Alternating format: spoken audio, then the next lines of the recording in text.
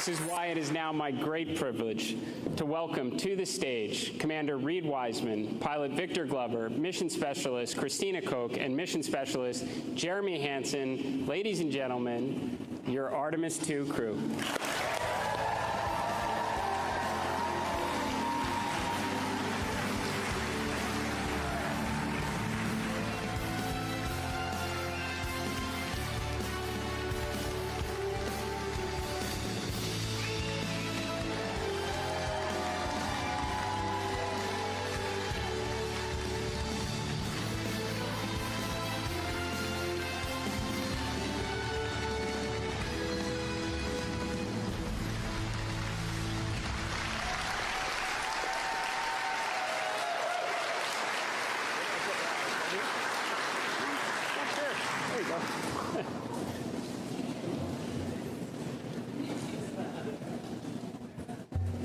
Space motion sickness on a ride. Well, Artemis II crew, this moment is the result of years of hard work, absolute immense expertise, and just being all around great human beings.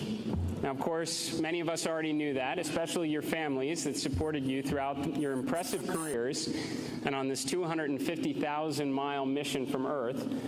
But now the world knows what incredible people you are as you brought us all along with you on this epic journey of integrity. Over the last 10 days, you tested the SLS rocket, the Orion spacecraft, you manually piloted the vehicle, you performed critical operations, relayed scientific observations, captured inspiring pictures, and of course ventured farther into space than anyone in history on a true test mission. You were, of course, the first crew to fly on this rocket and spacecraft, and that comes with risk. You accepted that risk for what we collectively stood to gain, all that we have now learned from your mission, and for where we will inevitably go from here. But you're not alone. You took all of us along with you, the contributions from the pioneers of decades past, the love of your families here on Earth, and those that were watching over you from the stars. Artemis II is the opening act in America's return to the moon. As we stand here this evening, the mobile launcher is preparing to go back to the VAB. Artemis III will start being assembled, and the next crew will begin preparing to play their part as we return to the lunar surface, we build the base, and we never give up the moon again.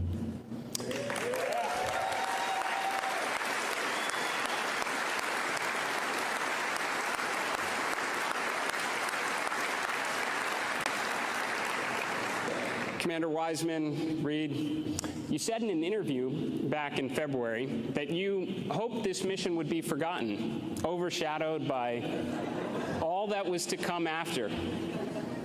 But I'm very sorry to disappoint you all. Artemis II will always be remembered.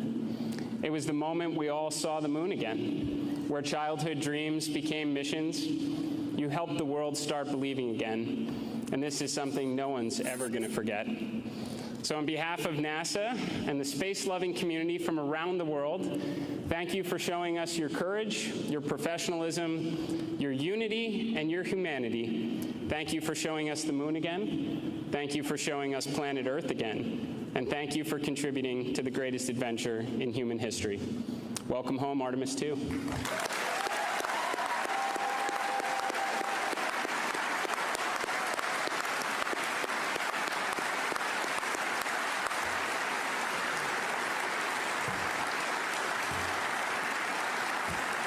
And now it's my honor to turn the floor over to Commander Reed Wiseman.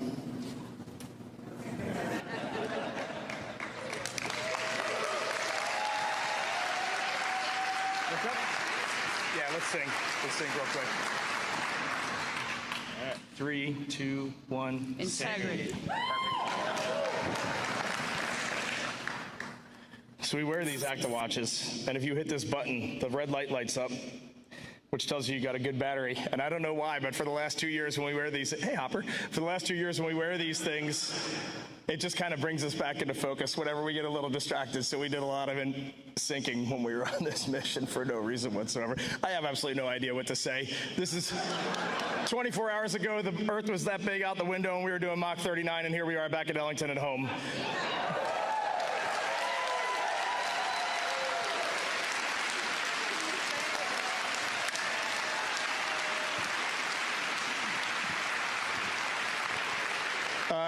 every one of us are just going to give a couple words, but I get the mic first, so I'm going to start. Victor, Christina, and Jeremy, we are bonded forever. And no one down here is ever going to know what the four of us just went through. And it was the most special thing that will ever happen in my life. And our families are over here, and with the exception of Dot, Susie, and Jeannie, who are in the audience, but I don't know where they are. But Dot, I'm going to hit McDonald's later today in honor of your husband. No one knows what the families went through, man. This was not easy.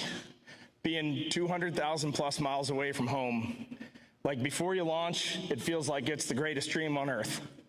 And when you're out there, you just want to get back to your families and your friends. It's a special thing to be a human, and it's a special thing to be on planet Earth. Thank you.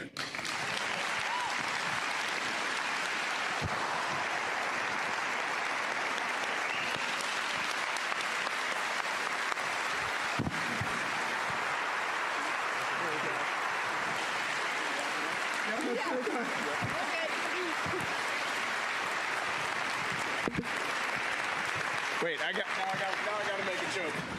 The only person who can follow that up is Victor Glover, so let's go. And now we're ready for questions. I'm going to keep it brief because I'm afraid to start talking. I have not processed what we just did, and I'm afraid to start even trying. When this started on April 3rd, I wanted to thank God in public, and I want to thank God again, because even bigger than my challenge trying to describe what we went through, the gratitude of seeing what we saw, doing what we did, and being with who I was with, it's too big to just be in one body. And I wanted to thank our families for everything that he just said. So great words, great words, great words. I love you, but not just those 5 beautiful cocoa skin ladies right there. All of you. And I wanted to thank our leadership. And it's changed since we were here in April of 2023, but the qualities haven't. And we are fortunate to be in this agency at this time together. And so I'm going to sit down. Thank you also to our air operations for this facility and for our ride home from San Diego. And I love you. Thank you.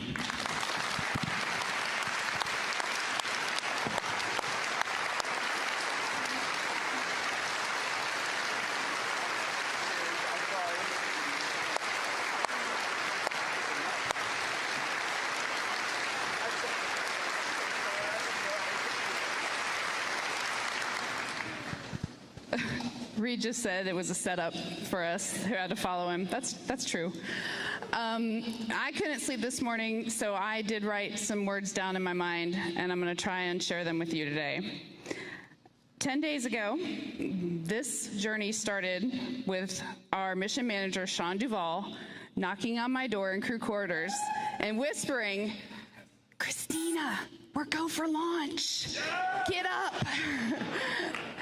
And it ended last night when my nurse on the ship put me to bed and said, "Ma'am, can I get a hug?" So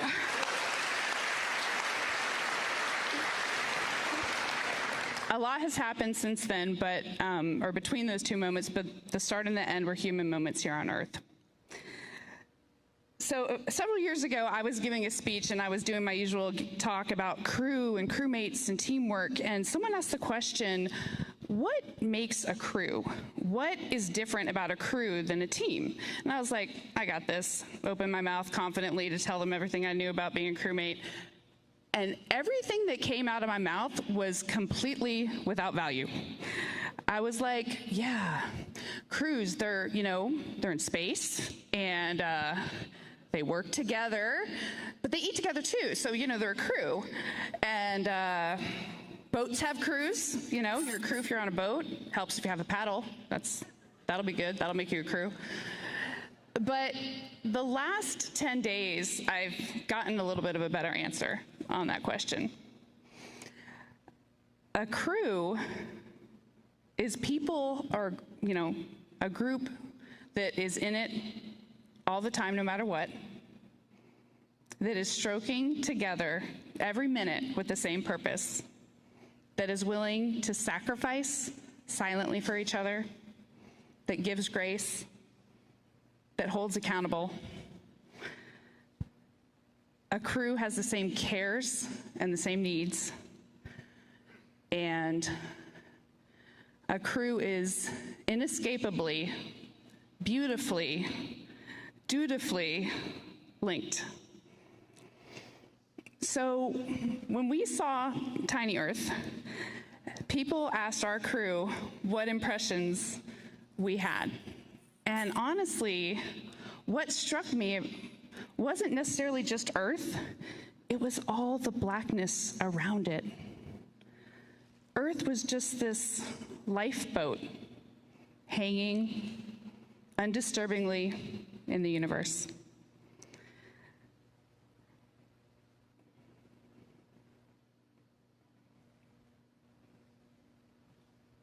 Uh-oh. So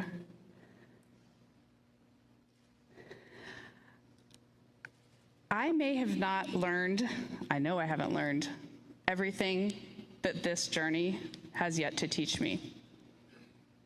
But there's one new thing I know, and that is, planet Earth, you are a crew. Yeah. Thank you.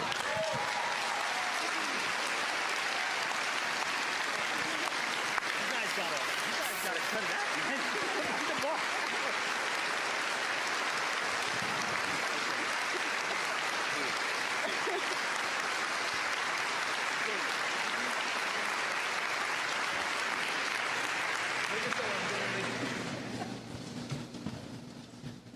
Well, it's been a lot. This isn't helping. But this is the furthest I've been away from Reed in a long time.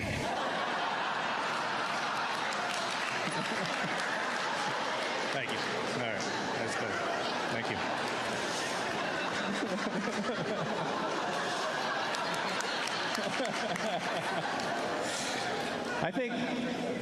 Thank you.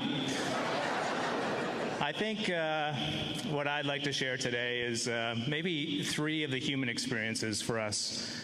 And you haven't heard us talk a lot about the science, the things we've learned, and that's because they're there, and they're incredible. But it's the human experience that is extraordinary for us. And it sounds like maybe for you too. And so I think I'll start with gratitude.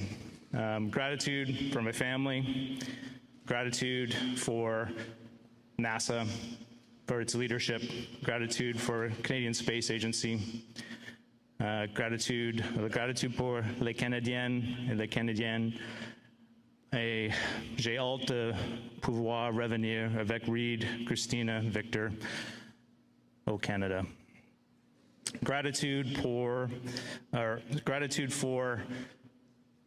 the bravery and the courage for the teams to be no-go when we were no-go and go when we were go. That took a lot. And I don't think people will really ever fully comprehend how well supported and trained we were. It is almost unbelievable.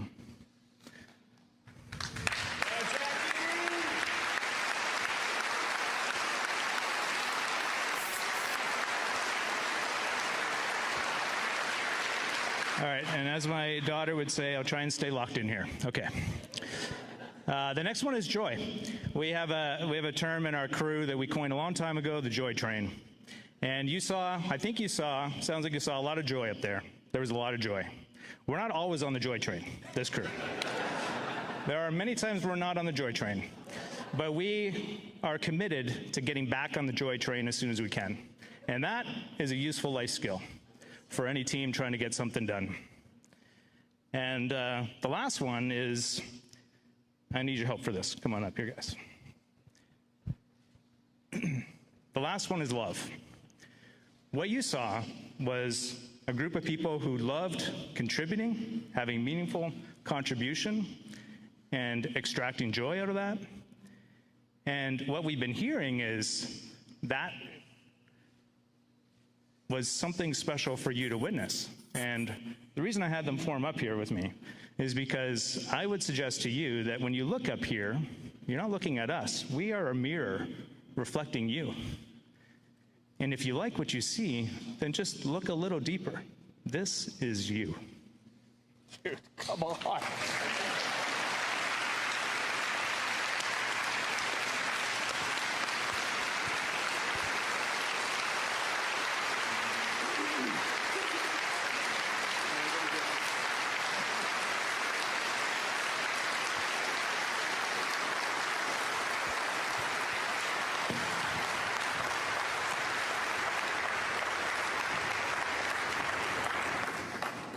Wow.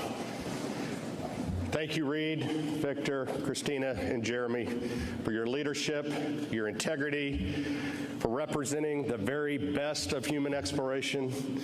You are the tip of the spear representing all of the ground teams working along your side to make this mission a success. And by the way, welcome home. Yeah, Lord.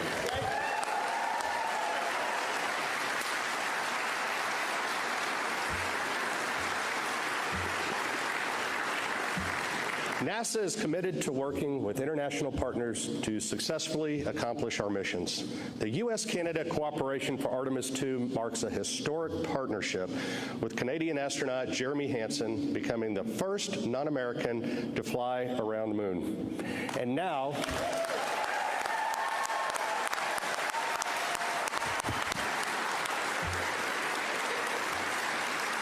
that's the energy.